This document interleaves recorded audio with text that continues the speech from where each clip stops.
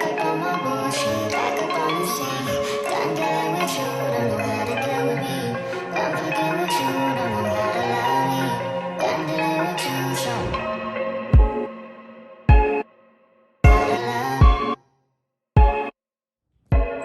What's up, guys? Welcome back to my channel. It's your girl Juicy coming back with another video. This is the long-awaited question and answer video. I asked you guys a few weeks ago after I told you all I had a BBL to ask me questions, and I'm finally getting around to answering them. Yay! I know, right? So today I have a special guest with me, Nurse Kelli. She's gonna help me answer some of these questions because she's a professional and I'm not. So she's gonna be answering some of these questions with me, and as y'all see, I'm filming from a different location. I'm at her med spa, work of art med spa, where she does all things surgery, or even if you just think you fat and you ain't had surgery yet, she'll get you right. She do lips, she do all of that up here. So answers some Q&As that she has from some of her watchers, My followers, her wrote these on followers, her Instagram. viewers. So we both have these questions that we're gonna kind of go over and talk about. Do you want to start first? All right, guys, so you all asked me questions on my Instagram page, and I saved all the questions here. So I'm gonna just go through and read all the questions, and then if y'all have any more questions, you know, talk to Nurse Kelli, because I'm tired of answering your questions. So she's a professional. So the first question was, I'm going to the same place you went. Did you stay at a recovery house, and how long? I did not stay at a recovery house, y'all. My mom came down and took care of me. In my opinion, nobody can take care of you like your mom can. But if you want to stay at a recovery house, you can. My surgery was on June 1st. I got to Miami May 28th. My surgery was supposed to be May 31st. So I was down there for about 9 days. At the most, I left after 5 days or 6 days after my surgery. But I was gonna stay 7. My mom was like, no, you finna fly back with me. So average time to stay down there is about 7 days. But Nurse Kelli can add more to that. I think that if you are going down there alone, if you don't have anyone that will be helping you through the post-recovery process, having a recovery home will be a very good idea. At the recovery homes, you kind of have someone that can kind of help you with the faja, help you with meals, help you with transportation to and from the your post-op appointments, and get your massages. We have some ladies that hire private nurses, which is a very good idea also. But then those who cannot either afford the private nurses the entire time they're there, or the ladies who just decide to just go in and kind of bundle in with some friends or whatever, the recovery home will be a very good idea to make sure that you're safe and you're recovering the way you need to. All right. So the next question is doctor. And I got to answer this question a lot of times. I'm going to only answer it one time. My doctor was Dr. Abir at Seduction Cosmetics in Miami, Florida. Their Instagram is Seduction Cosmetics, and you can go to seductioncosmetics.com, where they have about 7 other doctors besides my own. Yes. Did you like your doctor? I love Dr. Abir personally. I cried in my previous video and told her that I loved her. I think that's in there. So yeah, she was a really good doctor, and so far I'm pretty satisfied with my results depending on the day I look at myself. When it comes to the doctor, I just want to add, ladies, make sure that you do your research. Your own research. Make sure that regardless of whoever her doctor was or whoever you are following, make sure you do that research for as your height and weight, your BMI, your body type, so on and so forth. What looks good on her may not look good on me or you. So make sure you are researching your doctor. Make sure that you are consulting with a PCP or someone in advance to clear you for the surgery so that you won't have issues and complications post-operatively. That's one reason why I don't like to really just give my doctor name up. I don't want y'all to go and not have a good experience, or something happens to you and then you coming back saying, well, Juicy told me to go to her. Yeah. Something good, you know. So definitely also research your doctor, and you should research that physician for at least 6 months. It took me 2 years to have surgery after I picked my doctor. So next question, who do you go to? We just answered that. How do you know to choose the surgeon that you want to use? Now that's a good question.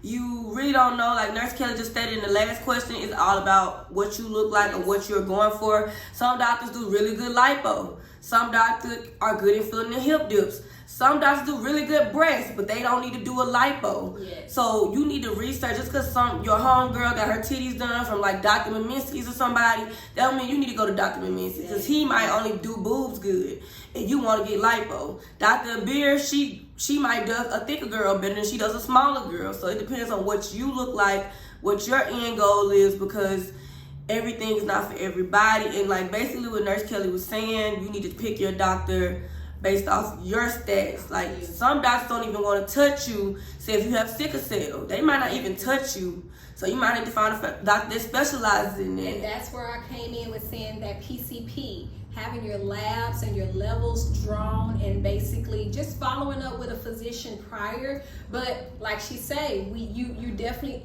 every doctor has their own specialty. Some doctors are very good with BBLs. Some doctors are very good with breasts. Sometimes you may have to chop that surgery down and get you a good boob doctor, and then go get you a good booty doctor. It's really all in who you are planning to choose and your body. You definitely need to make sure you're researching someone who has more experience with someone of your body type. All right. Where did you go to? You look good as fuck. Thank you, girl. But I already said that in the She really go did. back a little few minutes back. Okay, are lymphatic massages as bad as people say after surgery? I'll let Nurse Kelli talk with them because she already know what I think about that. So one of the things that I want people to understand when it comes to doing a procedure like lipo 360, that's going to be a 360 circumference wound where a doctor has went in and traumatized, pulling out these fat pockets and tissues and stuff, tearing your body down. As far as building your body up and healing yourself from the inside out, the lymphatic massages are a little bit more painful because your body is very irritated. Your body has went through a traumatic experience. It does not understand why you had to go and basically put a hole all the way around your torso like that. So it's going to go in repair mode. It's going to start building up these different fluids, serosanguinous fluids and all of that, which appear to be more acidic to the irritated tissues underneath that you can't see. So all of the holes and all that kind of stuff, the seromas and stuff that your body is forming, it is a response to the trauma that you just went through or whatever. So yes, starting out, they are very, they're a little bit more painful than you would expect them to be, but it's like a rehab for you. It's like if you go and break your knee and you have to get into a cast, that's your faja. But then you're going through therapy, physical therapy and stuff. That's those lymphatic massages. That's removing the fluid out of your body and helping your body to go through the lymph draining process so that you can heal from the inside out. So yes, the lymphatic massages could be a little bit more touchy and tender and painful in the beginning, but trust me, it's very much needed, and it will give you the best results if you're consistent with it. A lot of questions that I get from clients all the time is, how many massages do I need, lymphatic massages do I need after a procedure like lipo 360? Typically, most surgeons recommend that you do a minimum of 20 to 25 post-op lymphatic massages just to heal your tissues, just to help the scarring buildup that can occur after a procedure like lipo 360, not to sculpt the body, just to heal yourself. So yes, the first step of this is actually going through healing and repairing and recovering, and the lymphatic massages is very much needed, and they're very much painful in that first step of your procedure. Okay, so to answer the question about the massages, for me, they didn't really hurt that bad for me. I don't know if I just had the mindset I was going to go in there and be like, no pain, no gain. I was just going to be, any means necessary. But I never passed out during a massage. I never had to make my massage therapist stop. I don't know. Sometimes I fell asleep through a massage. So I know some girls have passed out. I know some girls can't take it. They'll tell the people to stop. That's just not me. So like Nurse Kelli said previously, it depends on you, your body, and your recovery. Yes. All right, the next question says, who is your doctor? We answered it already. Who is your doctor? We already answered it. Rate the pain 1 through 10. So, initial pain. I woke up screaming, y'all, initially, because it just felt like you got hit by a bus. Day 1 or day 2? No, like initially, like fresh out of surgery, Mm-hmm. I was in pain. But after I went to sleep, woke back up, I was walking the same night. So, like, I don't know, some girls can't even get out the bed. So, as far as my pain, I said it was a 7 on the first day. Because, like, after I went in the bed, I was waking up using the bathroom by myself. And, like, maybe after that, it was like a 3. It gets better, like, really fast. Like, after that, you're going to be back to normal if you're not dehydrated or anything like that. And you will know, your body will tell you if something else is wrong with you. Like, you will know, like, I need to go to the ER. You will feel it. Because I had to go to the emergency room because I was dehydrated. I couldn't even lift myself out of bed day 3. But that's probably how I feel about pain. And Nurse Kelli, she's a nurse. She can tell y'all about pain. I typically have clients that start experiencing the pain more so on day 2 after the procedure, for the simple fact the anesthesia has started wearing itself out of your body. So once the anesthesia has kind of left the body, it typically leaves anywhere from 12 to 18 hours after surgery.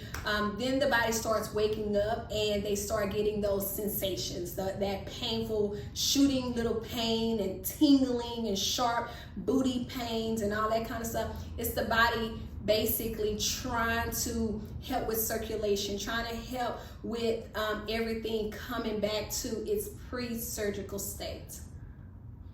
All right. Did you get your boobs done as well? No, these are God-given titties.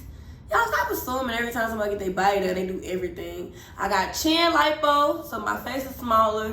I have lipo 360 and a BBL, and most of the time that comes together. You cannot get a BBL without getting lipo, because they can't put nobody else fat in you. So you can't just say, go give me a fat butt, doctor, unless you get implants or sculpture. Mm-hmm. But I have lipo 360 BBL. They pull the fat from all the way around, like Nurse Kelli said earlier.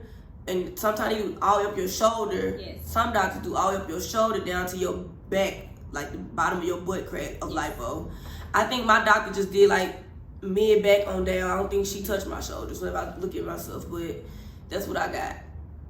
Typically, it depends on how much fat you actually have. So if you're a person who don't have a lot of fat, that doctor is going to try to take fat from everywhere to try to make sure they fill in enough to give you that nice round butt that you're looking for. But if you do have a little bit more fat than they can take out, then they'll typically go around in the torso area to try to get most of the fat from there so that they can give you that hourglass shape. And then that's where you find most ladies having to follow up with maybe around 2, so on and so forth, or getting on a really good exercise regimen so that they can lose the upper back fat and the arms and all of that kind of stuff.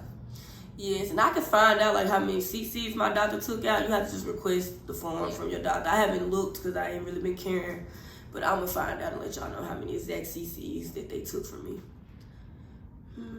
Okay, what kind of surgery did you have and how much was it? And did your insurance pay for it, baby? You got 3 questions in this thing. Again, I had a lipo 360 BBL and chin lipo. That's it. I booked my surgery in the middle of the pandemic in 2019 when it first started. So at that point, surgeons thought they weren't gonna be working. They didn't know anything about the pandemic. They didn't know how long this was gonna last. So they was booking folks for $4,500.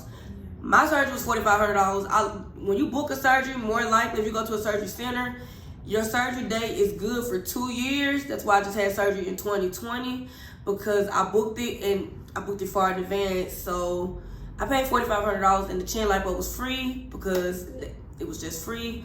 So, but now I think my doctor started off for just lipo is $6,500, and I think her BBLs are $8,500 now. So it's double the amount because of the popularity of BBLs at the moment, and also the need, like I said, and then people still paying. We got all these PPP loans and all this SBA, so we know y'all got money. Unemployment was booming a few months ago, so they $8,500 now for my doctor. But some doctors go upward to $20-some thousand just for lipo. Depends on who you're going to. So it's definitely recommended that if you do find a doctor that you're interested in, go and put down your deposit, because as she said, everybody's getting different type of funding. There's a lot of more people that's interested in the surgery now than it was just a year ago. So you're going to find more doctors who are going to be increasing their rates based off of the popularity, how many clients they're getting, their books, them getting better. They got wait lists. Some of the doctors' waiting list is like 2 to 3 years long. Dr. William has a 2-year waiting list. He's amazing. He's a good doctor. So it's based off of, he's good. It's based off of who you find and their experience. So at least get ready to put down that $500 to $1,000 deposit just to get yourself on their list to potentially have surgery. And as far as the insurance goes, BBLs is not covered on any insurance that I know of, and my parents are I got Blue Cross Blue Shield Federal. Yes. That's one of the top insurances. It's not covered on mine. I know the only surgery that is covered is like medical necessary surgery and breast reduction. Yes. They will cover that if you've been complaining about your breast for at least 6 months to a year. I think it has to be at least 6 months to a year. They would allow you to get a breast reduction if you want smaller breasts, but you cannot get these type of surgeries on insurance. Insurance won't pay for any elective surgeries. If there's something that you elected to do, that's something you're going to elect to pay for. They will take care of post-surgical complications or a person who has to have that surgery for a particular reason. Like she said, if they had breast cancer, they will go in, remove the breast tissue, and insurance will pay for breast implants for someone who had to have their breast removed because of different circumstances. But no, this is an out-of-pocket cost. Pain scale, I already answered that. Who did your surgery? Go back and watch the beginning of the video. What type of surgery did you have? I already answered that. And how was your healing process? I answered the end question because the healing process is still ongoing. I'm only 10 weeks and 4 days post-op, so it takes a full year to heal from a BBL, and it literally takes 6 months to even know what you may look like completely. So most doctors that do these surgeries won't even let you request a revision or any type of modifications until 6 months. So I have a long time to go before I'm just like, oh, I don't like the way I look, or I'm healed completely, because it's a long, boring, depressing, make you want to kill yourself process. No. It's a long process, y'all. She's been enjoying this booty, y'all. Girl.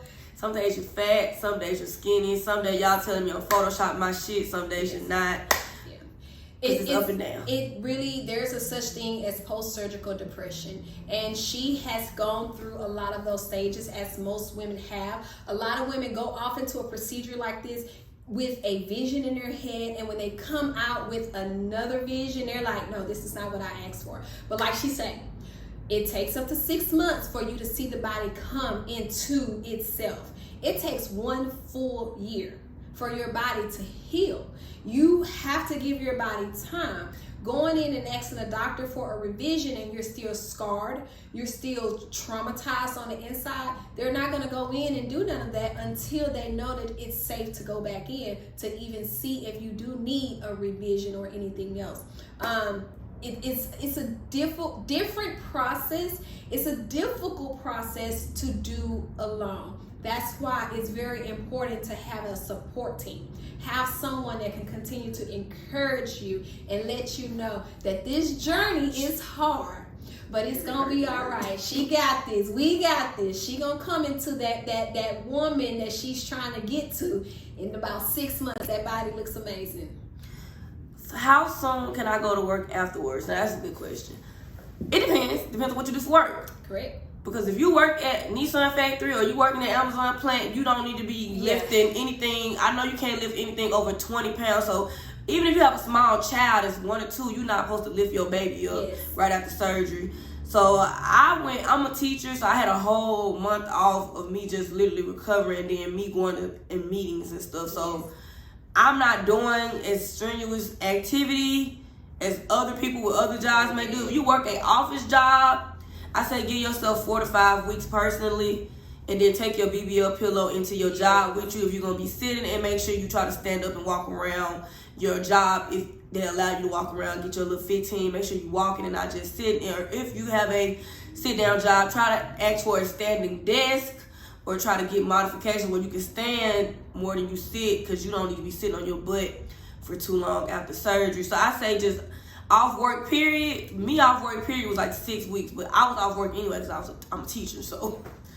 I would say I agree with her. If you're working in like a warehouse or any type of job that's going to require heavy lifting or strenuous activity, that's definitely something that you need to kind of hold off for a good little period of time, 6 to 8 weeks. Some people up to 3 months, for the simple fact that your body is going to go through a process of swelling up and down. Getting into a very hot, heated place will really make you swell and could potentially cause you to be lightheaded and uncomfortable, nauseated, and all that kind of stuff.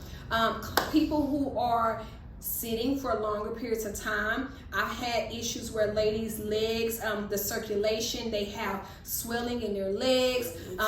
They have issues with walking and all of that kind of stuff because you've just injected large amounts of fat. Typically, it's about 1,000 cc's per butt cheek that doctor injects into your butt and hip to round you off on one side. So if you have anywhere from 8 to 1,000 cc's of fat to kind of give your body that shape, you're definitely not going to want to be sitting for a long period of time because that fat has not grafted to you yet. You don't want your body to basically spit a piece of fat out, and now you have this floating piece of fat which turns into a fat embolism that can go to your heart or lungs. That's why it's very, very important to definitely make sure that whatever type of job you're doing is not something that's going to be contraindicated in a procedure that you're having that's going to prevent you from recovering the way you need to. Yes, basically. So yeah, and then you don't want to. I just started sitting last week, literally without the pillow, and I still sit with a pillow when I drive. Most girls, it's what they tell you, 6 weeks. Most girls wait about 8 to 10 weeks before they start sitting for different reasons. Yeah. So next question says recovery time, expenses, and how did the consultation go? Recovery time, like we said earlier, is 6 months to a year for a full recovery, like completely healed. But as far as like y'all see me, I be on Instagram, I live in life, I'm not somewhere in the bed crying. You can resume normal activity at least 6 to 8 weeks post-op. It's not, you don't need to be drinking because that makes you swell. So if you want to get back drinking and smoking weed and turning up, you need to prolong that. Nurse Kelli can tell y'all more about that. But like, you just going out with your friends, going to a dinner with your boppy pillow, BBL pillow, you can do that as soon as you feel comfortable. Some girls don't like people to be in their business. They don't want to take their BBL pillows out. So you might want to wait to 10 weeks so you can go sit on your real butt instead of sitting on a pillow. See, I was going to dinners like at 7 weeks post-op, but I was still taking my pillow with me. I didn't care. I stuffed it in my purse, y'all, and just walk in there discreetly, just sitting on my butt. Nobody would see. So, and as far as expenses go, my initial surgery was $4,500, but recovery, like, she not cheap, y'all. This ain't no cheap woman. You see how good she looks. She gotta maintain it. Well, thank you. Post-op is probably gonna cost you more than your surgery not in some cases. Like me, I paid $4,500 for my surgery. In most cases, you're gonna spend about $3,000, $4,000, $5,000 just on surgery, garments, massages, compression socks, just phones, boards, eating right, everything. Vitamins, creams, lymph drops. It's gonna cost a lot of money. Like, this ain't no broke bitch game. This is not a broke bitch sport. And if you can't do it if you don't have the funding. It's definitely something that you need to plan for. It's definitely a process. It's definitely a journey. I don't even say book your surgery until you at least got $5,000 and you know where that $5,000 coming from. At least $5,000. Yeah. The post-op massages initially right after are gonna be so needed just to release and relax your body, just to keep you comfortable. And don't get a seroma. That's potentially draining pockets for A week or two. So you really wouldn't know what to expect until you actually have the surgery. So the best thing to do is to go ahead and just kind of save and prepare and be ready for, dehydration and weakness and all these other different things that you're going to need post-op care. You're going to need garments. You're going to need good nutritious meals, all that kind of stuff, just to heal and to shake back. Yeah, so the expenses is, like she said, it's a lot. Yeah, it's a lot. Like just buying stuff like a faja, packs of Gatorade. Yeah, but a faja by itself minimum is what, $150. And I got five. I've had five. And you're changing in and out of those fajas so often. Alterations just to get them taken in when you're tired of buying them. $25 to $50 just to get them taken in every 2 weeks because your body changed. And that's a good time frame, every 2 weeks. Some ladies have to do it every week with all of the draining of the fluids coming out of their bodies. So yeah, it's not like, don't come in this thinking, oh, I paid $4,500 for my surgery. All I need to do is dish out $1,000. No. I mean, you can. And then that's not including recovery house. If you stay at a recovery house, that's $1,600, $200 right there for them to feed and look at you for a week. Yeah. Or hotel. My hotel was $700 for the week, and I stayed at a cheap hotel. Yeah.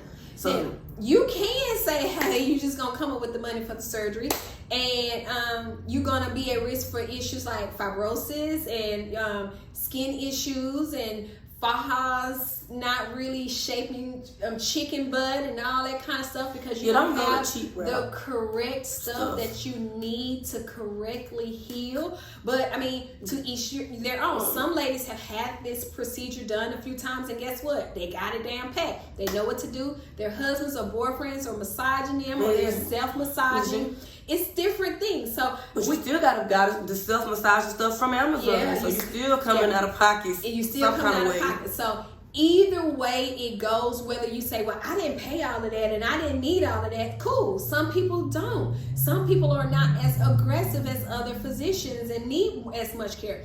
But just know, this is a process. Yeah, so, and then the final part of her question said, let me unlock my phone. It said, I don't want to unlock. It said, how did the consultation go? Like I said, I had my surgery booked during COVID, so my initial consultation was only through photographs, and they looked at me to see if the doctor could work on me. Like, for example, we talked about Dr. William early. Dr. William, his team will look at a picture of you and tell if he don't want to touch you or not, literally. And that's how it goes. Like, if a doctor see your body and say, of course, surgery is like art. These are essentially artists for your body. Yes. They want to work on a piece of person that can potentially give them the best result. So if the doctor know he don't work with plus size women and he's not gonna snatch her and she's not gonna be happy, more than likely they're gonna turn you down. That's normally how surgery works. Of course, you have the initial requirements as far as BMI and overall health, but like, if a doctor see your frame, because everybody have a different body frame. Mm-hmm. If a doctor don't know how to fill in hip dips good and you got really bad hip dips, he not going to want to touch you because he don't know how to do hip dips personally. And so you wouldn't want him to if he don't know how. So if a doctor turn you down, it's more than likely for your own good.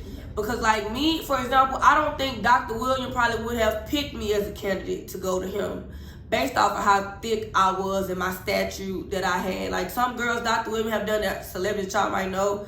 He did Jamaurea body. She's a smaller girl. She's short, and she had a smaller frame than me. So, like, look at some of these Instagram girls that are open about their doctor and see what they look like before their surgery. And so that'll kind of tell you, or look at their page. It kind of all flows the same way. Follow some of the surgery groups. You know, some of the girls really post their results. They post their journey. They kind of keep you all updated so that you can kind of just stay on a path with them. Don't be afraid to ask them questions. Find these here ladies who've actually had the procedures and stuff and that's more open about it, and talk to them and ask them so that you can have a closer insight on what you're getting yourself off into. Because my top surgeons was Dr. Bass. He passed away during COVID last year, and he was a thick girl doctor. Dr. Bass, Dr. Sampson, but see, he has a deaf, so you need to look into that on your own if you're willing to take that with. He specializes in thicker girls as well. And then, what is the other doctor? what is Dr. Whatchamacallit name? Our transgender doctor. Our transgender doctor. Yes. That do all the booties. Dr. Doback. Dr. Doback. Dr. Doback do a lot of thick girls too. He do. He's getting old. She's getting old. But Dr. Doback is more, like she's saying, a booty doctor. So you need to make sure that when you're looking at a booty doctor, a lipo doctor, that you're getting what you want. Some girls don't get all that. You need to make sure you research. So yeah, those are my top 3, and then I found Dr. Beer after Dr. Bass passed away, and I just wanted a woman doctor. I feel like women kind of are trained in the art of aesthetics because she's a woman, so she know what a woman's supposed to look like. So those were my top choices besides Dr. Beer, and I'm glad that I went with her personally. And so when it comes to consultation, that's how you should go about doing that. Do your grandma know you got that, girl? She does, and she helped me watch my fajas. When I was 2 weeks past out, my grandma seen me already. What doctor did you go to? How long was recovery? And how was pain? Any suggestions? I already answered all of those. As far as suggestion goes, like I said before, it's off your body type. If you feel like you look like me, I just stated the 4 doctors that I would have personally went to if I didn't go to Dr. Beer. You can't go to Dr. Bass no more. He has gone to heaven. Which I have Dr. Doback. That's a hit or miss. Dr. Sampson has a depth, but he does really nice, thick girls. You want a stripper body, Dr. Sampson will give you that. Dr. William does a nice OG line, a nice curve. He's done a lot of girls. And he does a lot of teaching. Yes. Dr. Williams does a lot of teaching. So he's, whether you're going to have surgery with him or not, he's a good doctor to be blunt. And some people don't like that. Like, he would tell you fat, lose 30 pounds, don't come in his office. He's not going to touch you until you lose this weight. I mean, but at the end of the day, it's probably the best healthy way to do it anyway. So. And there's a lot of more doctors out there. It's not just Dr. Miami. Like, this is a whole community. I know a lot of y'all be writing me, asking me, did I go to Dr. Miami? You know, real people that have surgery don't even go to Dr. Miami. That's just a clout TV doctor. That's it's just, not a real that's just doctor. What we know. We don't see. Yeah, that's not. People don't really go to him if y'all know the real tea. They go to Miami, but not Dr. Miami. Yes. But yeah, it's a lot of more doctors, and some of them are not board certified. Yeah. Some of them are dermatologists. Some of them are assistants. They're working with the doctor. So yeah, you need to research. So you gotta do your own research. Were you scared or were you nervous? Yes, I was scared for my life, y'all. I woke up screaming. I was so scared, y'all, because getting put to sleep is not a joke. It's not a game. It's not something that I personally took lightly, because that's life or death. Yeah. And that's why Nurse Kelli said earlier, you need to consult with your PCP. I have previous health issues. I'm not going to get into those, but that's my personal business. But, like, your doctor needs to clear you, and you need to be seeing a personal PCP for at least 6 months that know you, know your body. Don't just go see a random MEA or an urgent care doctor to clear you, because that, I mean, you can, but that person don't have the best interest of you at heart. Like, I have a PCP down here in Texas. I got her when I first moved to Texas, and even before then, my PCP in Mississippi, she also cleared me too, because I talked to both of them before I had surgery, just because I wanted to hear from my older doctor that been seeing me before, and then my newer doctor. They both wanted to talk to me. So you need to make sure that your PCP is somebody that you trust, somebody that you know. That's the best way to do it, because it's not a joke, it's not a game. I know it look like everybody just doing this and we waking up and we're fine and we got these big butts and we happy, but a lot of girls lose their lives, and I very much so could have been one. I thank God that I wasn't. So I don't want y'all to take this as something that's just, oh, get your body done, you wake up. It's not like going to the grocery store. Like, it's serious. Yeah. Girls get infections. You can come out more messed up than you was before you even did the surgery. So although surgery, like she said earlier, is a mind journey, I'm just thankful that the little stuff that I do be worried about is not as bad as some other girls. Some girls lose their belly buttons, they lose their nipples, they have holes in their body. They are literally deformed, disfigured, lose limbs behind surgery. Like, so don't just think because everybody else doing this on Instagram. If you do it for you. Don't do it for your boyfriend. Don't do it for your mama. do it because it's something that you want to do. Because if you're scared and you're nervous, you probably need to think about why you actually want to do it. Research. If that's the bottom line, is research the procedure. Don't just wake up off a whim and say, I'm doing this today. Because my homegirl Keisha got it. I'm gonna get it. Research. Because you'll go down there with Keisha. Keisha will live and you'll die. Yeah. Like, I hate to say it like that, but don't. Watch what the medicines you're taking afterwards, of course. Before, you want to make sure that you have all your vitamins, your supplements, all that kind of stuff, just to kind of build your hemoglobin and your blood and stuff and all that kind of stuff, so that you're prepared. It's a lot of people who have never had surgery before. Have you had surgery before? Previous to this, no. Yes. I only got my wisdom teeth removed. There's a lot of people like that has never laid on a surgery table to have a baby, to do anything. They don't even know how it feels to come down off of anesthesia. That is very important, to have a physician to kind of clear you, someone to follow through with you. Because when you go to Miami or Dominican Republic or Colombia or any of these other places and have these procedures, you don't have a doctor following you. You signed that waiver. You said, hey, you signed your life over. We're going to do this, and we're not going to hold you as the physician liable for nothing. This is something that I'm choosing to do. It's an elective surgery, and if I have complications post-op, they may be nice enough to help you, but most aren't. It depends. You may not be there. You may not start exhibiting symptoms and issues of an infection and stuff till week 2 to 3. You're back home. They're still in Miami. They're still in the DR. They're still away from you. You'll call. You'll get a runaround. They're busy. How do you know? Because they were busy when you came down to have your surgery. So it's very hard for them to get back to your chart and say, oh yeah, by the way, you need to follow up with a PCP after a procedure like this. And for example, like I said earlier, I did get a seroma, and I was in the hospital for being dehydrated. When I was in the hospital, they ran every test on me. And they told me, they asked me where I went to get my surgery. I said seduction.